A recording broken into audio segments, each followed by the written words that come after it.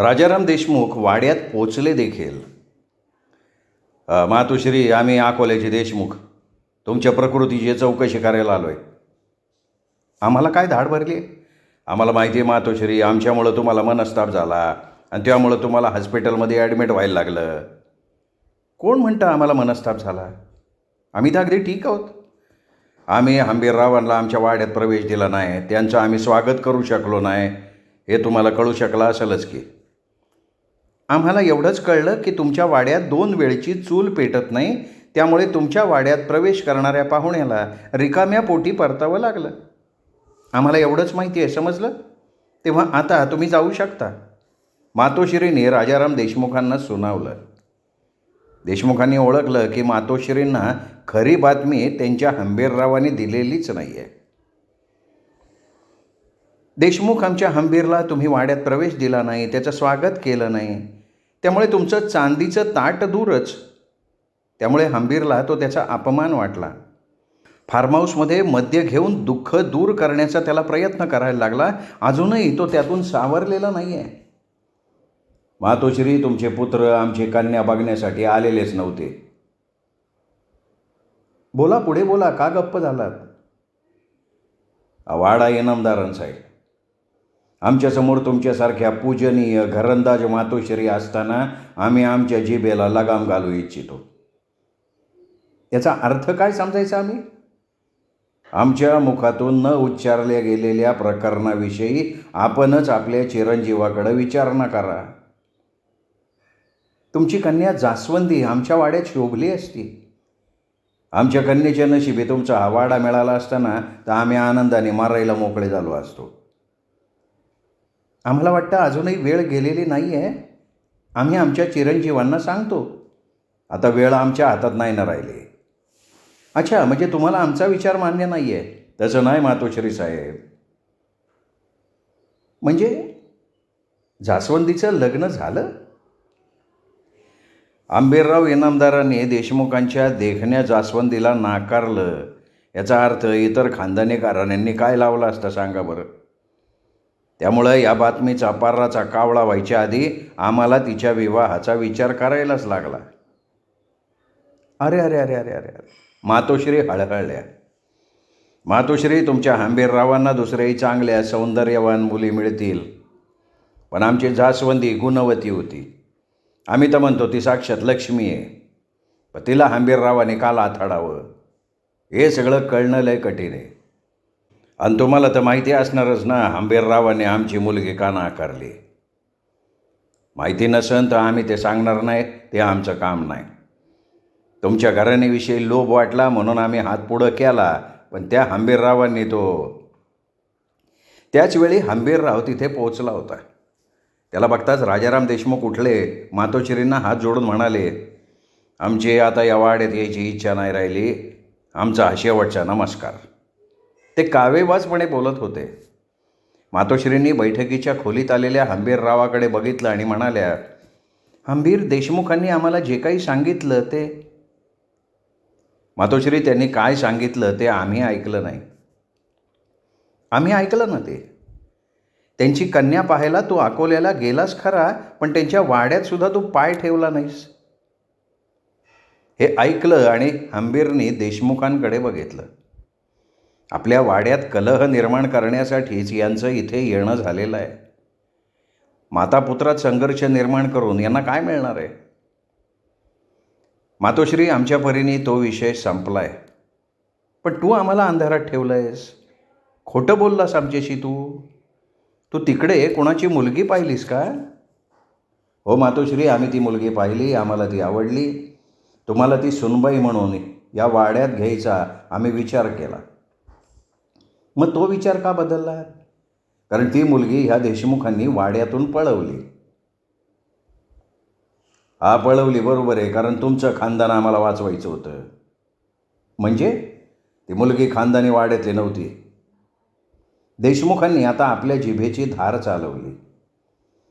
देशमुख, ती मुलगी खानदानी वाड्याची नाही म्हणता, तर मग तुम्ही स्पष्ट काय ते सांगा.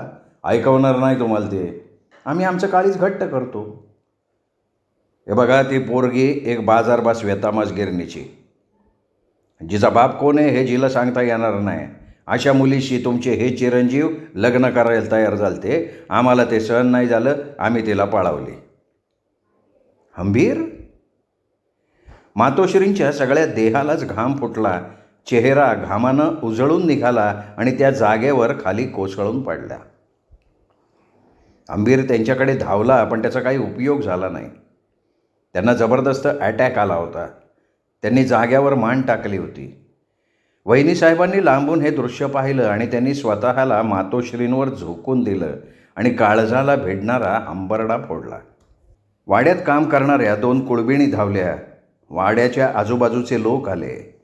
सगळ्यांना चक्रावल्यासारखं झालं होतं. डोळ्यांसमोर काळोख दाटला होता. हंबीर तर आपलं डोकं धरूनच खाली बसला. राजाराम देशमुखांनी बरोबर वेळ साधली होती. हंबीरचा काळ होऊन तो आला होता. त्याचं काम झालं होतं. लगबगीने त्याने आपलं प्रस्थान केलं, कारण वाड्यातलं त्याचं काम झालेलं होतं. मातोश्रींचं निधन झाल्याची बातमी गोळेगावात पसरली आणि सगळा गाव वाड्याकडे धावत सुटला. वहिनीसाहेबनं राजाराम देशमुखांचं सगळं बोलणं ऐकलं होतं. आपले दीर एका बाजारबासव्या तरुणीशी लग्न करायला निघालेत ही बातमी त्यांनी ऐकली होती. तो धक्का आपल्या सासूबाईंना सहन झाला नाही, त्यातच त्यांचं निधन झालं ही सत्यकथा त्यांना माहिती झाली होती. पण ही बातमी गावात सांगता येत नव्हती. वाड्यातल्या कुळंबिणींनी काही ऐकलेलं नव्हतं, त्यामुळे त्याही वाड्याबाहेर काही सांगू शकणार नव्हत्या. हंबीररावांचे सगळे नातलग आले. दौलतराव इनामदार हार्ट अटॅकनंच गेले होते. मातोश्रींचाही तोच प्रकार झाला. गावचे सरपंच, सोसायटी चेअरमन यांनी गावातले सगळे व्यवहार बंद करण्याचं फरमानच सोडलं. ग्रामपंचायत, तलाठी, अधिकारी, झेडपी, हायस्कूल, शाळा, बाजारपेठा सगळं बंद झालं. गावात सरकारी बँक होती, त्या बँकेने आपला अर्धा दरवाजा ओढून घेतला. बँक व्यवहाराला त्यांनी बंद करून टाकली. नाहीतरी बँकेत आता कोणी जाणार येणार नव्हतंच. संध्याकाळच्या सुमाराला मातोश्रींना निरोप द्यायला कुकडीकाठच्या स्मशानात आसपासची सगळी गावं गोळा झाली. अख्खा नदीकाठ भरून गेला. मातोश्रींनी गावावर प्रेम केलं. गावाच्या इनामदारीण म्हणून त्या वागल्या. दौलतराव गेले म्हणून त्यांनी हाय खाल्ली, तरीही हंबीरला त्यांनी मोठं करण्यासाठी स्वतःचं दुःख विसरलं आणि हंबीरचं कर्तृत्व बघायला त्या आतुर झालेल्या होत्या. शोकाकुल अवस्थेत हंबीरने आपल्या प्रिय मातोश्रींच्या शवाला अग्नी दिला, तेव्हा उपस्थित जनसमुदाय दुःख सागरात बुडाला. हंबीरला तर आपलं दुःख सहन करणं कठीणच होतं. स्मशानातून लोक घरी परतले तरी हंबीर अग्नीनं आपल्या मातोश्रींची शिल्लक ठेवलेली ती पांढरी शुभ्र राख बघत होता. त्याच्यामागे गावचे सरपंच, ग्रामपंचायतीचे मेंबर उभे होते. त्यांनी हात जोडले आणि म्हणाले, इनामदार साहेब, आता परतावं आपण. शून्य नजरेनं बघत हंबीरने आपलं मस्तक हलवलं. स्वतःशीच ते पुटपुटले की हो हंबीर, आता तुम्हाला परतायला हवं. मातोश्री अंतहीन प्रवासाला गेलेले आहेत. दुसऱ्या दिवशी मातोश्रींच्या पवित्र अस्थी सावडण्याचा कार्यक्रम. त्या कार्यक्रमाला त्यांच्या जवळच्या नातलगांनी त्यांना नेलं, तेव्हासुद्धा ते हरवलेल्या अवस्थेत होते. मातोश्रींच्या पवित्र अस्थी त्यांनी गोळा केल्या. पांढऱ्या शुभ्र पारिजातकाची पवित्र फुलं गोळा करावीत एवढ्या नाजूकपणे त्यांनी ती उचलली. दशक्रियेचा कार्यक्रम फारच जबरदस्त झाला. पंचक्रोशीतले सगळे लोक हजर झाले. सर्वांवर आदरयुक्त दरारा निर्माण करणाऱ्या त्या मातोश्रींच्या पिंडाला कुकडी तीरावर सर्वांनी आदरयुक्त प्रणाम केला. हंबीरनं आपल्या फार्महाऊसमध्ये चांदीच्या कळशीत मातोश्रींची रक्षा भरून आणली. दक्षिण भारताची गंगा समजल्या जाणाऱ्या गोदामाईच्या रामकुंडात तिचं विसर्जन करणं आवश्यक होतं. हंबीर एकटाच, त्याला बहीणही नव्हती. पाठच्या बहिणीचं वय असावं अशा विधवा वहिनीसाहेब तेवढ्या नव्या वाड्यात होत्या. त्यांना अस्थि विसर्जनाला न्यायला हवं होतं. त्यांना विचारायला गेले तर त्यांच्या बंधूंची गाडी दारासमोर उभी होती. विधवा वहिनीसाहेबांचे बंधू त्यांच्या जिल्ह्याचे झेडपीचे चेअरमन होते. त्यांच्यासोबत त्यांच्या पत्नीही होत्या. हंबीरराव, आमच्या प्रिय अक्कासाहेबांना नेण्यासाठी आम्ही आलो आहे, चेअरमन साहेब म्हणाले. आणि त्यावर हंबीरराव काय बोलू शकणार होता. इनामदारांच्या घराण्यात त्या थोरल्या सुनबाई म्हणून आल्या, पण एकाच वर्षात त्या विधवा झाल्या. खानदानी घराण्यात विधवेला पुनर्विवाह नाही. सती पद्धत कायद्यानं बंद झाली नसती तर वहिनीसाहेबांनी सती जाण्याचा कार्यक्रमही पार पाडला असता. दौलतराव गेले आणि मातोश्रींनी वहिनीसाहेबांना आपल्या पोटच्या मुलीप्रमाणे सांभाळलं होतं. दौलतराव गेले, मातोश्री गेल्या, आता नवीन वाड्यात त्या एकट्या कशा राहणार? हंबीर तर फार्म हाऊसवर राहत होता, तो वाड्याकडे येतही नव्हता. चेअरमन साहेब, आमच्या वहिनीसाहेब तुमच्याबरोबर येत असतील तर आमचा विरोध असायचं काही कारण नाही. आम्हाला त्या भगिनी समान आहेत. त्या आमच्यापेक्षा वयानं लहान असल्या तरी नात्यानं आम्हाला पवित्र आहेत. त्या सीतामाई तर आम्ही लक्ष्मण आहोत. वहिनीसाहेबने आपल्या दिराचं ते बोलणं ऐकलं आणि त्यांच्या डोळ्यातनं गंगा जमुना घळघळल्या. त्या तशाच आत गेल्या आणि परतही आल्या. त्यांनी मातोश्रींनी त्यांच्या हाती दिलेल्या नव्या वाड्यातल्या सर्व कपाट कुलपांच्या चाव्या हंबीर पुढं ठेवल्या. हे काय करताय तुम्ही वहिनीसाहेब? अहो, आता तर तुम्ही आमच्या मातोश्री. आम्हाला तुम्ही मातोश्रींचा बहुमान देण्यापूर्वी आपल्या खानदानी इनामदारीचा बहुमान ठेवायला पाहिजे होता ना. वहिनीसाहेब आपला पदर हनवटीपर्यंत ओढून बोलल्या. आम्ही मतलब नाही समजलो वहिनीसाहेब. मातोश्रींनी प्राण का सोडला या घटनेचा आपण मेळ घाला. त्यांनी तुम्हाला कशासाठी अकोल्याला पाठवलं होतं? पण तुम्ही तिथे काय पराक्रम करून आलात हे मातोश्रींपासून लपवून ठेवलं. आणि त्यांना जेव्हा नको ते प्रकरण समजलं तेव्हा म्हणजे हा वाडा सोडून तुम्ही निघालाय वहिनीसाहेब आता? वहिनीसाहेबच्या बंधू झेडपी चेअरमन साहेबांनी हंबीररावला थोपटलं आणि म्हणाले, अरे तुमच्या वहिनीसाहेब तुमच्याकडं राहिल्या काय, आमच्याकडं राहिल्या काय, ते सारखंच आहे ना. पण ह्या वाड्याच्या सुनबाई आहेत त्या या वाड्याच्या बाहेर जाणार नाहीत अशी आमची खात्री होती. खानदानी घराण्याची सुनबाई सधवा असली काय किंवा विधवा असली काय ती माहेरची कायम जात नाही. हंबीररावांनी खानदानी घराण्यातल्या स्त्रियांची तेजस्वी परंपरा सांगितली. पण वहिनीसाहेबांनी ते ऐकण्याआधी स्वतःचा निर्णय घेतला होता. त्या तशाच आत गेल्या. त्यांनी नव्या वाड्याचा आतला दरवाजा चपळाईनं बंद केला. ते बघितलं आणि सगळे धावले. वाड्यात काम करणाऱ्या कुणबिनींनी तो गंभीर प्रसंग ओळखला. वहिनीसाहेबांनी त्यांच्या खोलीत आधीच रॉकेल आणि माचीस नेऊन ठेवली आहे हे त्यांच्या उशिरा लक्षात आलं होतं. वाड्यात खोल्याच खोल्या, अनेक दालनं. वहिनीसाहेब सगळे दरवाजे लावत लावत लावत आत गेल्या.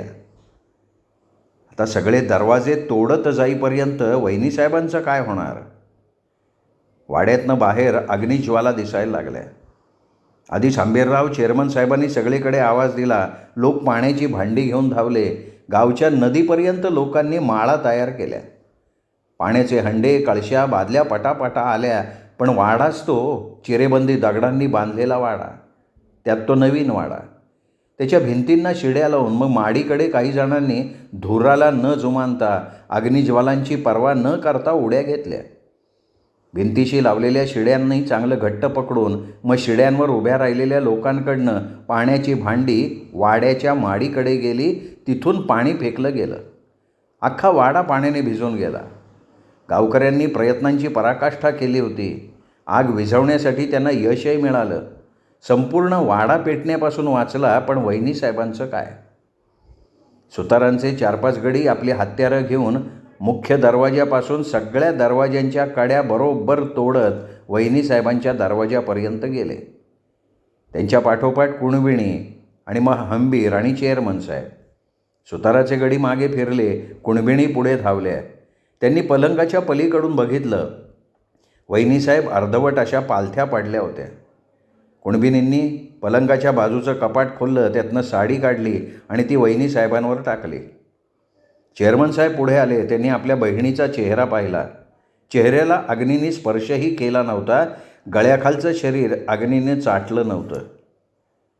हंबीरनी वहिनीसाहेबांची खोली पाहिली. तिथे घासलेट, माचीस काहीच नव्हतं. मग त्यांनी आग लावली कुठे? वहिनीसाहेबांनी अग्नी लावण्याचा फक्त देखावा केला होता. माडीवर त्यांनी घासलेट ओतलेले 4-5 पलिते फेकले होते. लोकांचं लक्ष आग विझवण्याकडे होतं. तोपर्यंत आपण आपल्या आत्महत्येचा प्रयत्न यशस्वी करून टाकू, दुसरं काय. वहिनीसाहेबांनी जीवाची तडफड न करता शांतपणे आत्महत्या केली होती. आत्महत्येसाठी त्यांनी कोणतं विषारी औषध घेतलं होतं का त्यांनी आपल्या अंगठीतल्या विषकोपीचा उपयोग केला होता? अंबीरराव, आमच्या खानदानी अक्कासाहेब आमच्याकडं म्हणजे त्यांच्या माहेरी आल्या नाहीत. त्यांनी तुमच्याकडंच राहायचा निर्णय अखेरपर्यंत घेतला होता आणि तो त्यांनी पूर्ण केला. त्यांनी दोन्ही घराण्याचं नावच राखलं बघा. चेअरमन साहेब, आता पुढचे सोपस्कार आम्ही आहे ना, आम्ही आहे. अक्कासाहेबाचं आत्महत्या प्रकरण आम्ही पोलिसात जाऊ देणार नाही. म्हणजे त्यांची चिरफाड आम्ही कॉर्नर कोर्टापर्यंत जाऊ देणार नाही. हे प्रकरण इथपर्यंतच मिटवून टाकतो.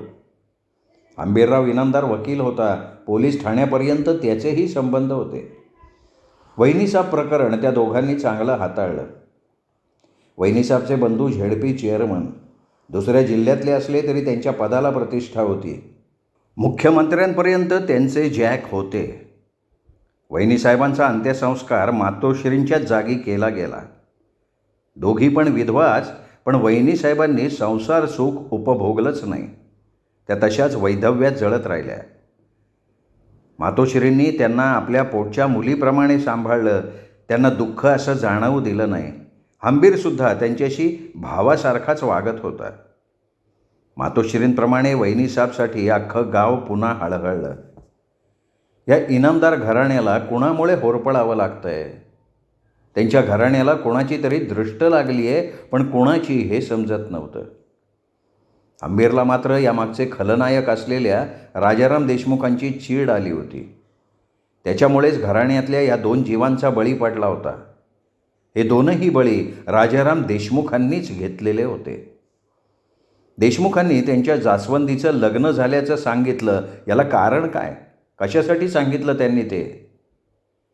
अंबीर एका बाजार बसवीच्या तरुण मुलीबरोबर लग्न करायला निघालाय हे जर त्यांनी मातोश्रींना सांगितलं नसतं तर हे 2 मृत्यू आपल्या घराण्यात घडलेच नसते. जुन्नर तालुका बार असोसिएशनची वकील मंडळी हंबीरकडे सांत्वनासाठी फार्म हाऊसवर आली.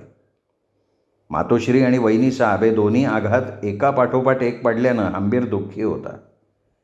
मातोश्री हार्ट अटॅकनं गेल्या, त्या विरहात वहिनीसाहेब गेल्या, एवढंच तो आपल्या वकील मित्रांना सांगू शकत होता. बाकी त्यांनी कुठलाही उल्लेख केला नाही, कारण तसा उल्लेख करणं म्हणजे त्यात तोच दोषी ठरत होता. त्या बोलण्यात त्यांनी अकोल्याच्या राजाराम देशमुखांचा थोडासुद्धा उल्लेख केला नाही. रघु आणि सुलाशिवाय हंबीरला आता तसं कोणी नव्हतं. नव्या वाड्याकडे तो पहिला अधूनमधून तसा जायचा, पण जाण्यासारखं तिथे काही राहिलं नव्हतं. नवीन वाडा ज्युनियर कॉलेजसाठी द्यायचाच होता त्याला. आपल्या मातोश्रींसाठी आणि वहिनीसाहेबांसाठी तो नवीन बंगला बांधून देणारच होता. वकील मंडळी आपापल्या गाड्यांमधनं निघून गेली आणि मग त्या गावच्या शिक्षण संस्थेचे लोक आले. शिक्षण संस्थेचे चेअरमन आणि हायस्कूलचे प्रिन्सिपॉल होते. त्यांनी तोंड उघडण्याआधी हंबीर म्हणाला, आम्ही आमचा नवीन वाडा तुम्हाला आठवडाभरात खाली करून देतो. कॉलेजसाठी जसं आवश्यक बांधकाम करावं लागेल ते करा, त्याचा खर्च आम्ही करू. जुन्या वाड्यात हायस्कूल भरतंय. बरोबर आहे, जुन्या वाड्यात हायस्कूल भरत होतं. नव्या वाड्यात ज्युनियर कॉलेज उभारणीसाठी नवीन वाडा देतो आणि 5 लाख रुपयांची देणगीसुद्धा देतो. हे ऐकलं आणि शिक्षण संस्थेच्या चेअरमनना, हायस्कूलच्या प्रिन्सिपॉलना आनंद झाला. हंबीर इनामदार नवीन वाडा ज्युनियर कॉलेजसाठी देत आहेत, त्या व्यतिरिक्त 5 लाख रुपये देणगी म्हणून देत आहेत, ही त्यांची अपेक्षा नव्हती. आपल्या गावची शिक्षण संस्था तुमचीच राहील. कॉलेजात शिक्षण घेऊन बाहेर पडणारी मुलं तुम्हाला दुवा देतील. कोणीतरी बोललं त्या शिक्षकांपैकी, पण हंबीरनी हात वर केला. त्यांनी तसं काही बोलू नये असं सुचवलं. सुलानं स्वयंपाकघरातनं ट्रे आणला. ट्रेमध्ये चहाचे कप होते. शिक्षकांनी चहा घेतला. हंबीर म्हणाले, उद्याच तुम्हाला 5 लाखाचा चेक पाठवायची व्यवस्था आम्ही करू. ज्युनियर कॉलेजच्या उभारणीची कागदपत्र तयार असतील. शिक्षण मंत्र्यांकडे तुमचं काही काम असेल तर ते सांगा, आम्ही स्वतः तुमच्याबरोबर येऊ. ओके. ते दोघं नमस्कार करून निघून गेले. हंबीर फार्म हाऊस बाहेर गेला. रघु कोणाला तरी घेऊन आला होता. हंबीर त्याच्याकडे बघत साहेब, हा मनसुरे आलाय. हंबीरने त्या मनसुऱ्याला पाहिलं. त्याच्या पेहरावावरनं तो मुसलमान वाटत होता. त्याच्या तोंडात पान होतं. ओठाच्या दोन्ही कडा लालबुंद दिसत होत्या. मनसूर, तू रसूल मियांचा का? हा इनामदार साहेब. जरा दूर जाऊन पान थुंकून आल्यावर तो म्हणाला, ओझरचा का तू? सही का आपने. तुमचा रिश्ता है अकोल्यात? अकोला? हाँ, मैंने अभी शादी की ना. शादी? वैसे तो शादी बोलने के लिए मैंने लड़के भगा के लाई ली. अभी वो मेरे साथ शादी वाली औरत जैशीच रहती. काय माणूस आहे हा? याने अकोल्यावरनं पोर पळवून आणली आणि म्हणतो ती माझ्याजवळ लग्नाच्या बायकोसारखी राहते. अरे तिच्या बापानं पोलीस कंप्लेंट केली नाही का? नहीं नहीं किया था, लड़की ने खुद के मर्जी से बोल दिया. कोणाला म्हणली ती? तिच्या बापाला? हाँ, बोली बॉम्ब नहीं मारने का, मैं इसके साथ जा रही. इसने अच्छी तरह से संभाला तो औरत जैसी रहेंगी, नहीं तो फिर भागकर वापस नहीं आएंगी मैं. हाँ, अजब म्हणायची याची शादीवालीत. तिचं नाव याला विचारूयात का? पण तसं विचारायचं झालं तर याला वाटेल इनामदार आपल्या मुलीत इंटरेस्ट घेत आहे. हंबीर उघड उघड म्हणाला, मंसूर तू का आलायस ते सांग. मैं वो रघु के साथ पानमळा देखने को आया. तो तू बागवान बन के आया मेरे बाप ने? हाँ, मेरे बापजादे तो पानमळा का माल लेते और बंबई भेजते थे. तो फिर चलेगा, ठीक आहे. हंबीरनी वेळ घालवला नाही. त्यांनी व्यवहार सांगावा, आपण ऐकावा हे त्याला सुचवलं.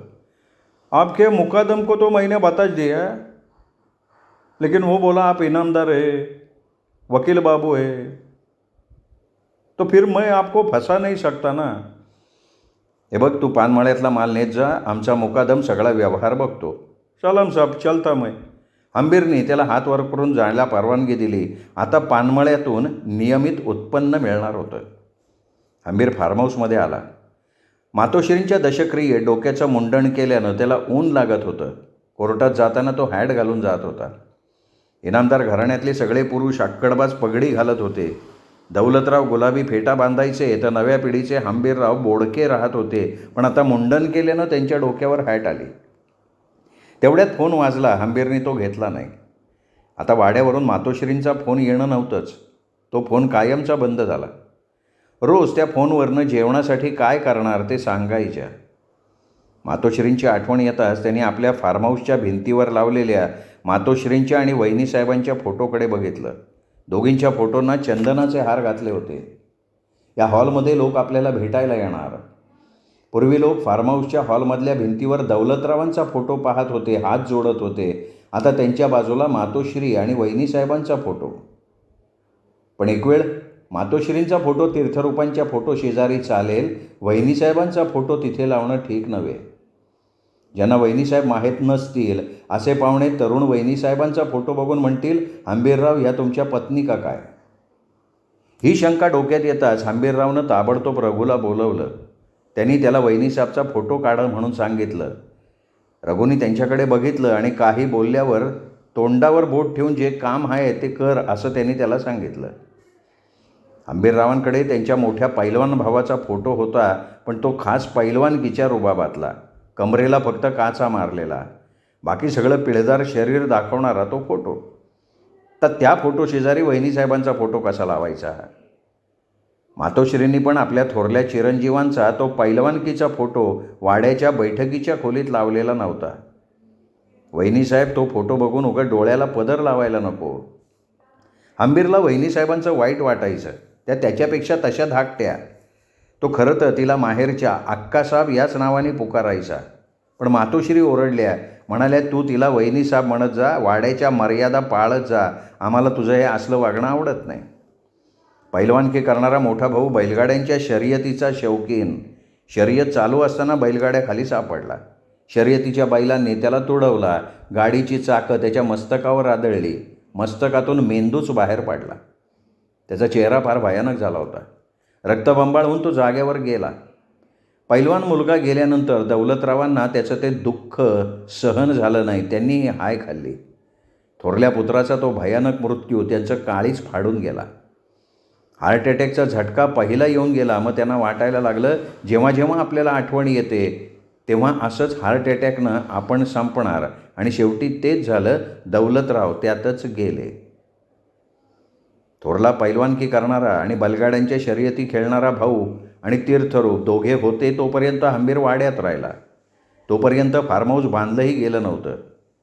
थोरला गेल्यावर तीर्थरूपाने नवीन वाडा बांधला. तीर्थरूप गेल्यावर त्यांनं जुना वाडा हायस्कूलसाठी दिला आणि फार्म हाऊस बांधलं. मग नवीन वाड्यात मातोश्री वहिनीसाहेब राहायला लागल्या. तोच मग मातोश्रींना बोलला, आपण फार्म हाऊसमध्ये जाऊया. नको, आम्ही आणि अक्कासाहेब या नवीन वाड्यात राहतो, तू फार्म हाऊसमध्ये राहावं. नवीन वाड्यात तू येऊ नयेस, तुझं जेवण फार्म हाऊसवर पाठवलं जाईल. आपल्याला नव्या वाड्यात यायची बंदी मातोश्री का घालतायत हे तो समजला. पण ही बंदी नक्की त्याच्यासाठीच आहे का हे मातोश्रींना विचारायला हवं. तो ती शंका विचारण्याआधी मातोश्री म्हणाल्या, आपण खानदानी इनामदार आहोत. थोरला वारलाय, तुझे तीर्थरूपही नाही आहेत. आता वाड्यात तूच एकटा तरुण पुरुष आहेस, त्यात तू अविवाहित. अक्का विधवा आहेत, त्यात त्या तरुण आहेत. त्यात जर तिला थोरल्यापासून मुलबाळ झालं असतं तर तुझं वाड्यात राहणं वाईट दिसलं नसतं. पण आमिरनी मातोश्रींकडे बघितलं. त्याचा चेहरा वेदनेने भरून आला होता. डोळ्यातून टिपं पडायला लागली. पडद्याआड उभ्या असलेल्या अक्कासाहेबला पण हुंदका फुटला होता. पण मातोश्री ज्या बोलत होत्या ते सत्य होतं. वहिनीसाहेब आणि हंबीरराव यांच्याविषयी नको ती कुजबूज होण्याआधी मातोश्रींनी तो बंदोबस्त करून टाकला होता. श्रोते हो, द स काकडे लिखित फार्म हाऊस या कादंबरीचा आजचा भाग इथेच संपला. पुढचा भाग ऐकूयात उद्या. तोपर्यंत नमस्कार. पण श्रोते हो, तत्पूर्वी एक नम्र विनंती, अजूनपर्यंत जर तुमच्याकडनं चॅनल सबस्क्राईब करणं झालं नसेल तर प्लीज चॅनल सबस्क्राईब करा. शेजारी घंटीचं चिन्ह आहे, बेल आयकॉन, तेही प्रेस करा. येणाऱ्या पर्यायातून ऑल हा पर्याय निवडा. म्हणजे मी चॅनलवर कुठलीही कथा किंवा कादंबरीचा भाग अपलोड केला की ताबडतोब त्याचं नोटिफिकेशन सगळ्यात आधी तुम्हाला मिळेल. चला भेटूयात उद्या. नमस्कार.